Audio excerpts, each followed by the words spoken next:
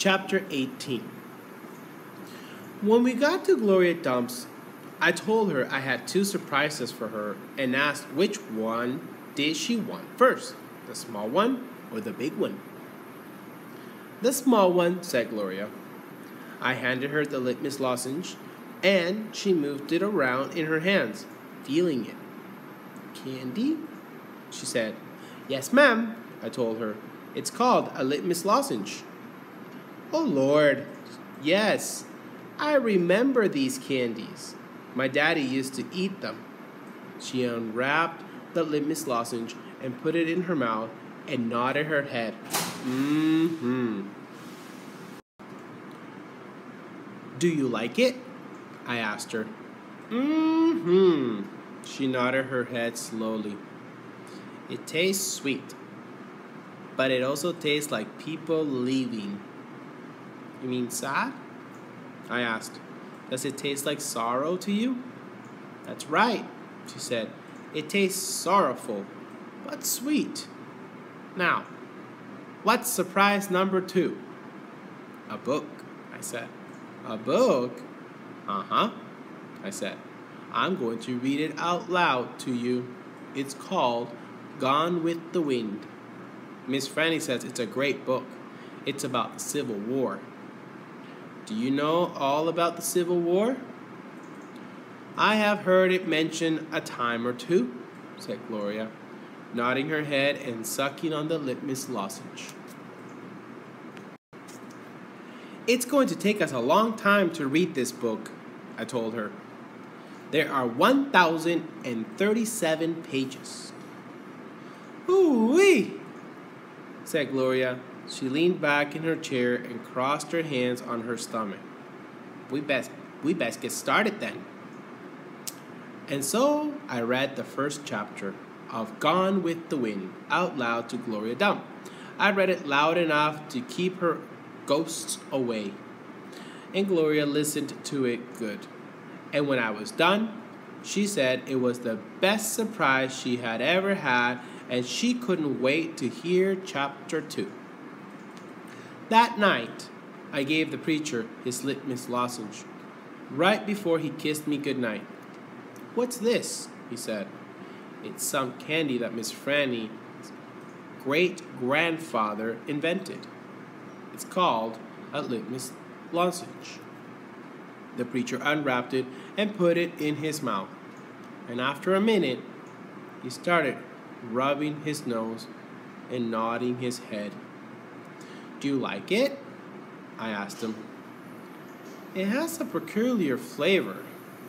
Root beer? I said. Something else. Strawberry? That too. But there's still something else. It's odd. I could see the preacher getting further and further away. He was hunching his shoulders and lowering his chin and getting ready to pull his head inside his shell.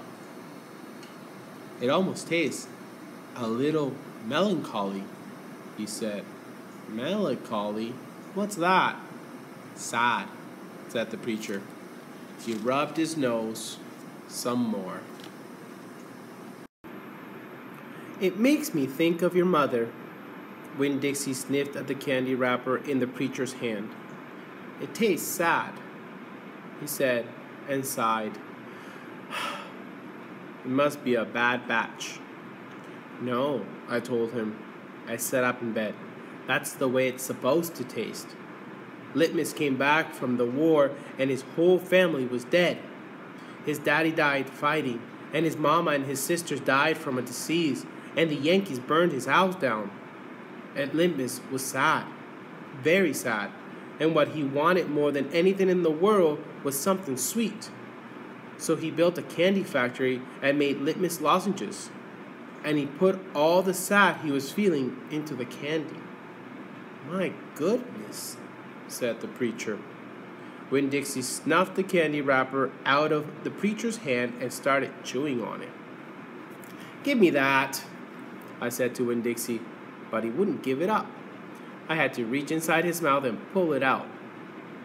You can't eat candy wrappers, I said to him. The preacher cleared his throat. I thought he was going to say something important, maybe tell me another thing that he remembered about my mama. But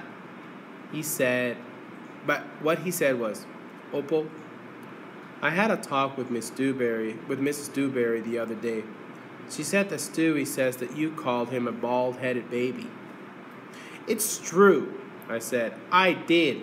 But he calls Gloria Dump a witch all the time, and he calls Otis retarded. And once he even said that his mama said I shouldn't spend all my time with old ladies. That's what he said. I think you should apologize, said the preacher. Me? I said. Yes, he said. You tell Stevie you're sorry if you said anything that hurt his feelings. I'm sure he just wants to be your friend. I don't think so, I told him. I don't think he wants to be my friend. Some people have a strange way of going about making friends, he said. You apologize. Yes, sir, I said. Then I remembered Carson. Daddy, I said, do you know anything about Amanda Wilkinson? What kind of thing? Do you know something about her and somebody named Carson? Carson was her brother. He drowned last year. He's dead? Yes, said the preacher. His family is still suffering a great deal. How old was he? 5, said the preacher. He was only 5 years old. Daddy, I said, how could you not tell me about something like that? Other people's tragedies should not be the subject of idle conversation. There was no reason for me to tell you. It's just that I needed to know, I said, because it helps me explain Amanda. No wonder she's so pinched-faced. What's that? Said the preacher. Nothing, I said. Good night, Indian Opal, said the preacher.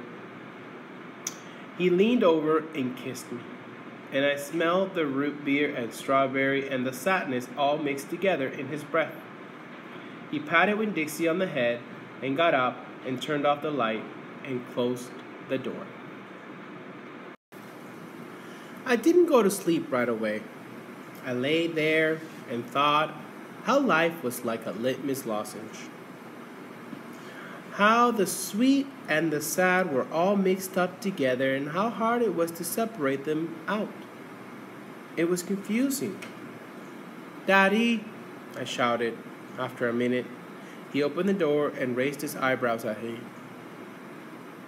What was that word you said? The word that meant sad? Melancholy, he said. Melancholy, I repeated. I liked the way it sounded, like there was music hidden somewhere inside it. Good night now, the preacher said. Good night, I told him back. I got up out of bed and unwrapped a litmus lozenge and sucked on it hard and thought about my mama leaving me. That was a melancholy feeling. And then I thought about Amanda and Carson. That made me feel melancholy too. Poor Amanda. And poor Carson. He was the same age as Sweetie Pie, but he would never get to have his 6th birthday party. Okay, boys and girls, now what you need to do is just visit the language arts section of our webpage and go down to where you see the book cover of Winn-Dixie. Okay, you see it right there. And beneath it, right there, you see Because of Winn-Dixie chapter questions, okay? Click on that and a PDF document will download. Go to chapter 17 and 18, answer those in your writing notebook. Remember, these will be all graded as soon as you get back. Okay, on to the next chapters, chapter 19 and 20.